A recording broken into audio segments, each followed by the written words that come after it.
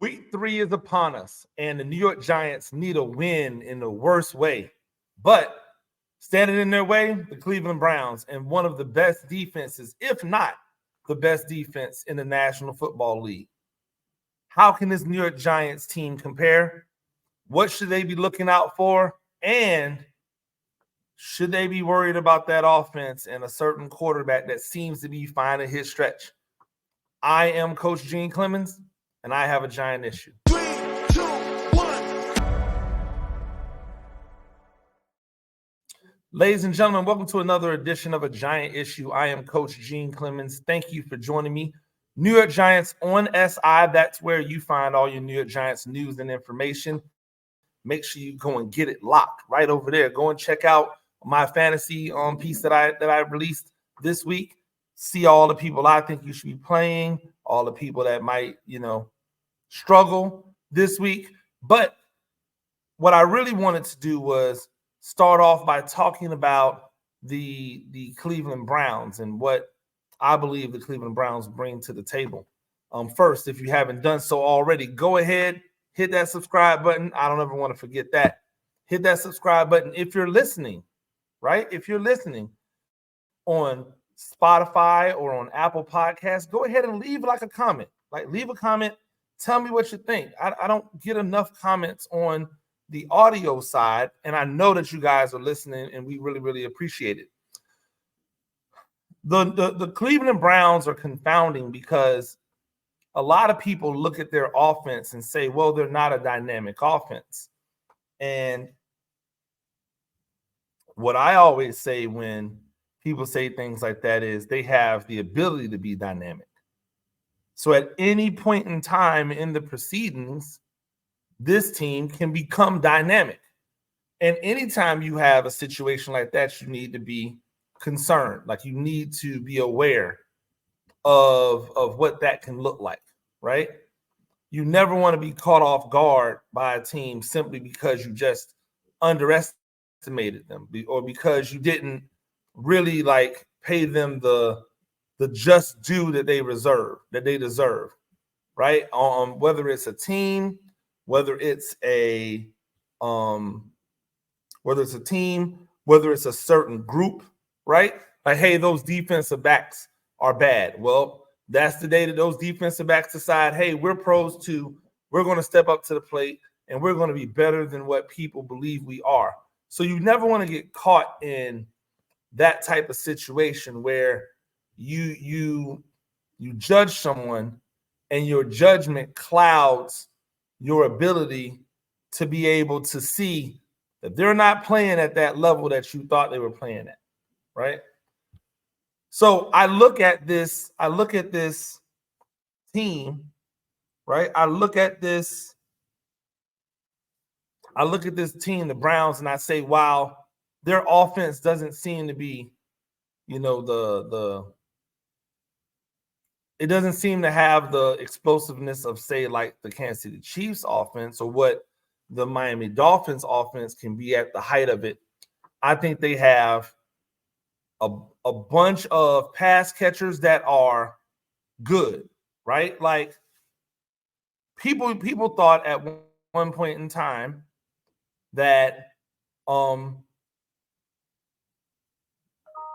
that some of these wide receivers on this team could be one of the best wide receivers in the league. Excuse me, my brain just went away from me. But at one point in time, they were talking about some of the wide receivers on this team as if those guys had the opportunity to be the next one, right? The next big thing, if not one of the ones. And so whenever you have that type of situation where you have a bunch of those guys on a team, you can't underestimate them.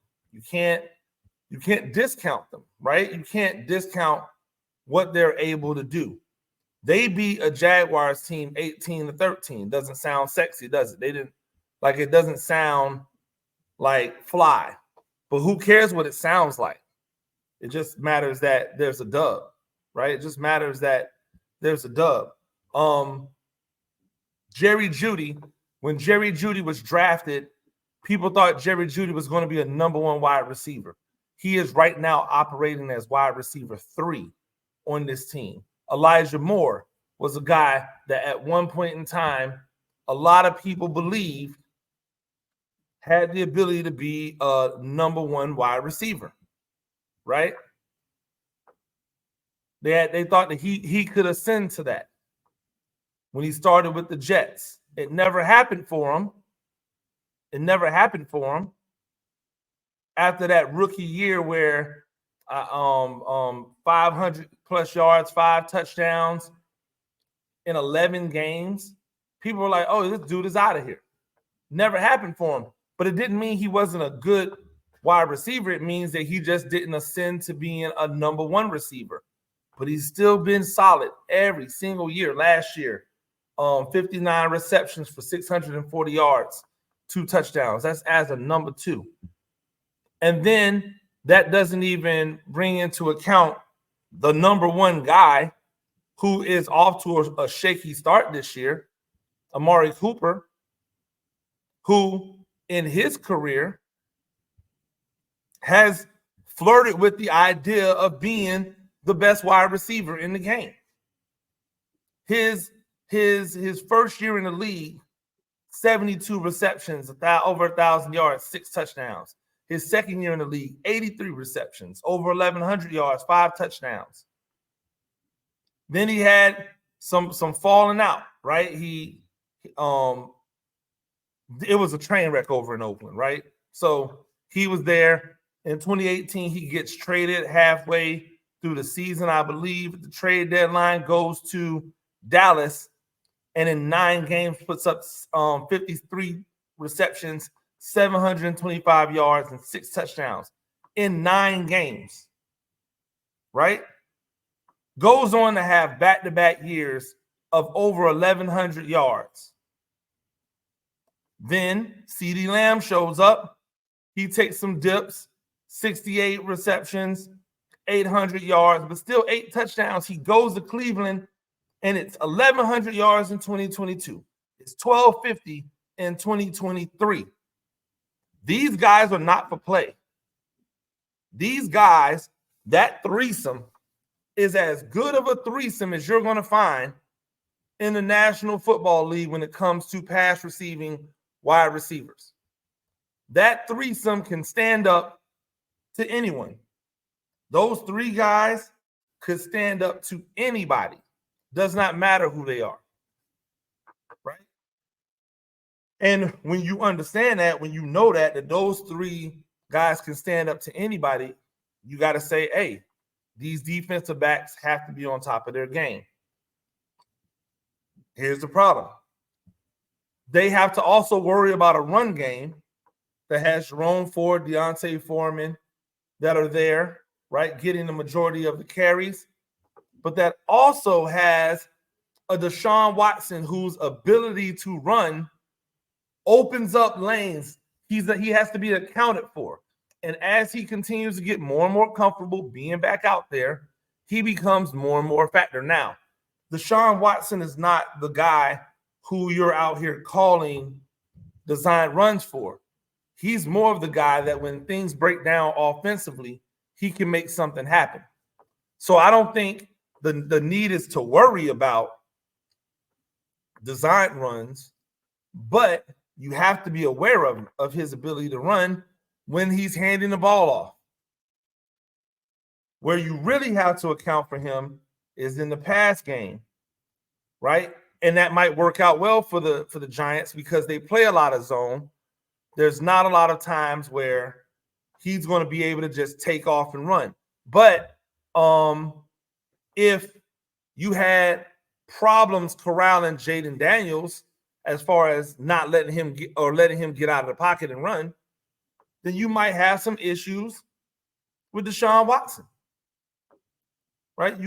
This is going to be very much a similar game, in my opinion, to Washington, with the exception of when you flip it over on the other side, right? But offensively, they have an offensive line that has proven to be able to run block. They have runners who have proven that they can be dynamic. Not like, because they're not at full strength, right? So D'Onta Foreman isn't the D'Onta Foreman that we know and love, but he is still consistent, right? And when they needed carries down the stretch, it was D'Onta Foreman giving them those carries, not Jerome Ford. But we know Jerome Ford has an ability to be dynamic. So they have running backs that you need to worry about. They have running backs that you need to account for. They have wide receivers that you need to account for. David Njoku is out, right? Njoku is out. And Jordan Atkins, the tight end that's replacing Njoku, hasn't really had a ton of impact. He did catch one pass in his last game, but he hasn't had a ton of impact. So that helps the Giants. What hasn't looked the best from the Browns this year is the pass protection. Now, whether you want to blame that on the offensive line, whether you want to attribute that to Deshaun Watson, I don't care. Doesn't really matter. Is Deshaun Watson holding the ball too long? Is he too finicky in the pocket? Is the pocket collapsing too quick? I do not care. The only thing that I'm worried about, if I'm a Giants fan and if I'm the New York Giants, is do we have an opportunity to get to this quarterback? Here's the thing you've got to like. Deshaun Watson's going to hold the ball longer than your average quarterback. It's not going to be always a catch-step throw. That's not his style. However, him holding the ball longer means that those defensive backs have to hold up longer. And if they can hold up longer, it means that the defensive lineman or whoever is on the pass rush via blitz or whatever, they have more time to get to the quarterback. And if they have more time to get to the quarterback, shazam, right? That's how it works. That's how it works. It's that simple. It's that easy. So when we look at the what their offense brings to the table, linebackers, safeties have to be involved in getting the ball carrier down, putting them in second and long and third and long situations. And when they get into second and third and long situations, somebody's got to get home. Preferably the $100 million defensive end you've got on one side and the first round pick, top 10 pick, top 5 pick guy you got on the other side. And the $100 million man that you have at the middle. Preferably one of those three guys getting home, right? Not only getting pressure on Deshaun Watson, but getting him to the ground, not allowing him to get comfortable in the pocket. Because there's one thing you can do to Deshaun Watson is you can get him frazzled to the point where he starts trying to do things before it's necessary for it to be done. And that's how you change the math with this Browns offense. It's the greatest time of year again. Football is back, and it's here to stay till February. Over 1 million fans across 33 states got in the game last year by making picks on Underdog. Win up to 1,000 times your money just by choosing higher or lower on your favorite player stats, touchdowns, passing yards, and more. I'm going to tell y'all how I'm getting down. I'm going Daniel Jones higher than a half a passing touchdown. I'm going Malik Neighbors higher than 67.5 passing and rushing yards. I'm going to go Wan'Dale Robinson higher than 33.5 rushing and receiving yards. That's how I'm getting down. Make your picks on Underdog is straightforward, and signing up is even easier. Just head over to Underdog's simple-to-use mobile app or UnderdogFantasy.com. Sign up with the promo code NYSI, and Underdog will give you a free pick to use on your first cash pick'em entry, plus up to $1,000 in bonus cash when you deposit. There's Underdog Fantasy, promo code NYSI, to claim your new customer special of a free pick and your deposit offer. You must be 18 plus, 21 in Massachusetts and Arizona, 19 in Alabama and New England, and present in a state where Underdog Fantasy operates. Terms apply, void in Colorado. Concerned with your play? Call 1-800-GAMBLER or visit www.ncpgambling.org. In Arizona, 1-800-NEXT-STEP or text NEXT STEP to 53342. New York, call the 24/7 Hope line at 1-877-8-HOPE-NY or text HOPE-NY 467-369. That's all it is, ladies and gentlemen. We are looking at the Browns and what they bring to the table. Now, defensively is where it starts to get a little bit more dicey, when it gets a little bit more problematic, right? Because they have arguably, I've said one of the best defenses, but it's not a joke, right? It's not some type of hyperbole. Myles Garrett is one of the best defensive ends in the game. He's big, he's fast, he's athletic, he's strong. He's everything you want in a defensive end. He produces, he chases things down. Jeremiah Owusu, right? Jeremiah Owusu, the 2021 second round draft pick at linebacker, is a killer. He's a tackling machine. He's all over the field all the time. One of the best tacklers, one of the best open field tacklers in all of football. Grant Delpit, the safety, is fantastic as well. Jordan Hicks. They've got them all over the place. But what they really have and what they have in spades seem to be all of these defensive backs that all just seem to know how to cover, right? They don't have a lot of holes in the coverage. That's the one thing that you're just like, man, this is impressive. Not a lot of holes in the coverage. Trevor Lawrence, whom, by the way, some people are saying is like Daniel Jones, but people like him, which I think is funny, but kind of accurate. 14 for 30, 220 yards against Cleveland this year. Yeah, you heard me right.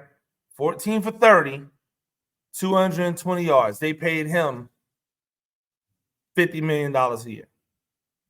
Even in the Browns 33-17 loss in week 1, it wasn't Dak Prescott getting off. Dak Prescott finished that game 19 for 32, 179 yards and a touchdown. It wasn't Dak Prescott. It was mistakes by Deshaun Watson, turnovers on offense, drop passes. The Cleveland Browns on that day, in my opinion, beat themselves. It wasn't because the Cowboys were really good. I think they returned a kick for a touchdown or a punt for a touchdown. Like, it wasn't because that defense wasn't stout. It was because everything else on the team folded around them, right? Let's recall. Ezekiel Elliott had 10 carries for 40 yards. Rico Dowdle had 8 carries for 26 yards. CeeDee Lamb, 3 carries for 25 yards. That's the extent of their running, right? That's right at 100 yards. All the rest don't even matter. In that same game, Dak Prescott had less than 180 total passing yards. So altogether as a team, they had 265 total offensive yards. Tell me how that equates to the Cleveland Browns defense having a bad day. What that says to me is that everybody else had a bad day, right? Everybody else had a bad day. You don't believe me? Then look at the stats. They sat Dak Prescott 3 times. They sacked him 3 times. Zadarius Smith got him. Dalvin Tomlinson. Y'all remember Dalvin Tomlinson, right? Yep, I know you do. Myles Garrett. All 3 of them got the quarterback down. They got 4 quarterback hits, right? Multiple tackles for losses. from everybody. Juan Thornhill had 9 tackles. Owusu, 9 tackles. Emerson, 8 tackles. Hicks, 7 tackles. Delpit had 4 solo. The defense was out there doing their job. They were out there doing their big one, and everybody else was falling apart. This is a daunting defense for this offense. It's a daunting defense. You can't keep showing them the same things, right? You can't keep showing them the same things, because if you show them the same things, they're going to get you. This defense, you have to keep them off. You have to keep them off balance, right? You have to keep them off balance by showing them something different, by giving them something that they haven't seen, and then switching it so that they don't get used to seeing it. In this way, I think if everything that we have been told about Brian Daboll is true, we need to see heavy shifts and motions in this game. We need to see heavy shifts. We need to see motions, because we need to be constantly trying to confuse and or baffle that defense. And you can't do it by just lining up and saying hike.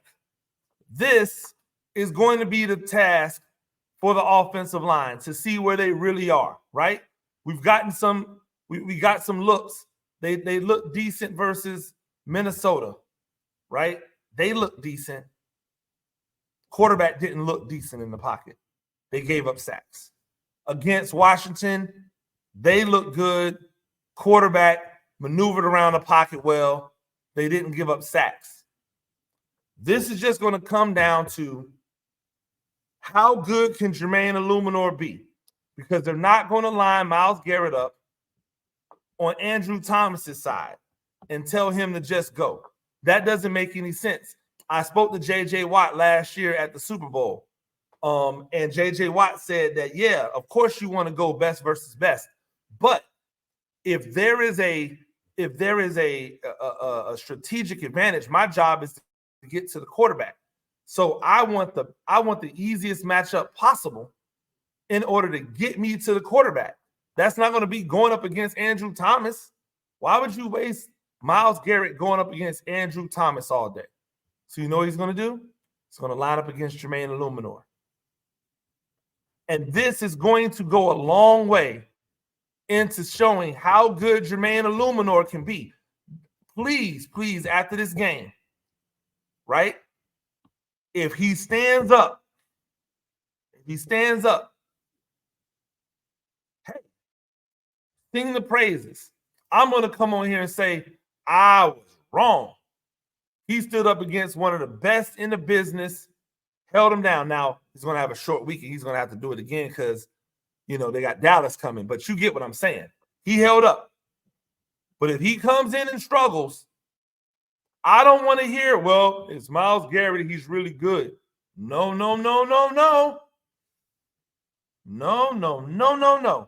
You guys did not give Evan Neal that luxury.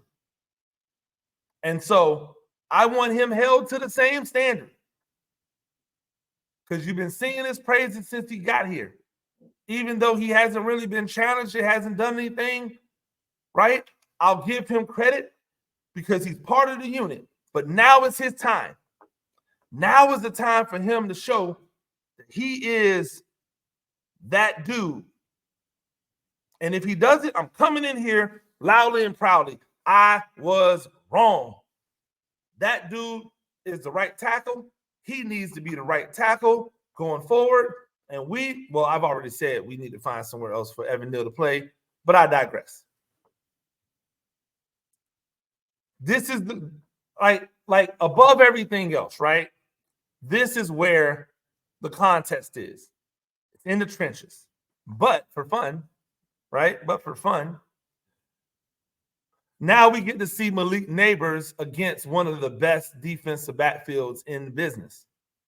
So now we get to see how the Giants, number one, responds to really good coverage. We know what it looked like that first time when he was playing against the Jets in practice. Didn't have that great a game. Didn't have that great a day, right? So now we want to see it. Here's your second opportunity versus elite level competition at corner. What you gonna do? Hey, Wan'Dale, this could be a big game for you because Malik might get locked up.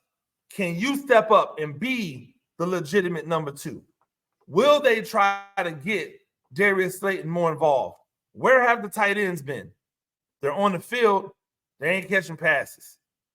Will they get involved? Will there be a Jalen Hyatt sighting? This is where I am, but this is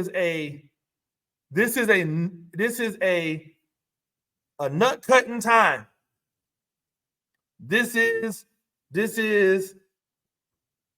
It's not like last week in the sense of, oh, well, if we can't beat Washington, who can we beat? It's in the sense of, hey, we're expected to lose this game. Can we find a way to win it? If not, can we be competitive in the game?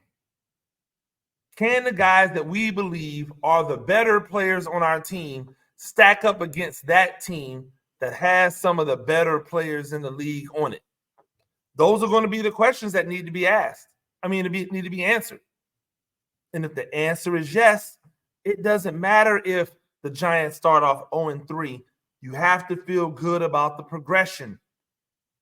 It can't all just be about the wins and losses. And I know I'm saying that as a guy who loves winning, as a guy who understands what winning does, as a guy who really wants this team to win, because I want to be able to talk about positives from a win or talk about negatives, but say, hey, at least we won, right? At least the team won.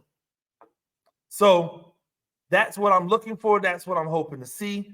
It's a great opportunity to evaluate the talent on this team, to see where they are, to see what needs to get done for them to get better. All of that can be true. Ladies and gentlemen, thank you for joining us. New York Giants on SI. That's where you find everything related to your New York Giants news and information. Never miss anything. Never miss anything. New York Giants on SI. While you're at it, make sure you hit that subscribe button to the New York Giants on SI YouTube channel. You'll get that notification button so you'll know when I'm dropping a new edition of a Giant issue. You'll see when Paul Dottino is doing his Big Blue breakdown, right? We want you to be there for it all. We want you to see it all. We want you to support. We're not asking for your money. We're asking for your subscriptions. And if you're listening on Apple Podcasts or on Spotify, we thank you. Hit them comments. Tell us what you want to hear. We want to hear back from you at all times. Until next time, I'm Coach Gene Clemens, and I have a Giant.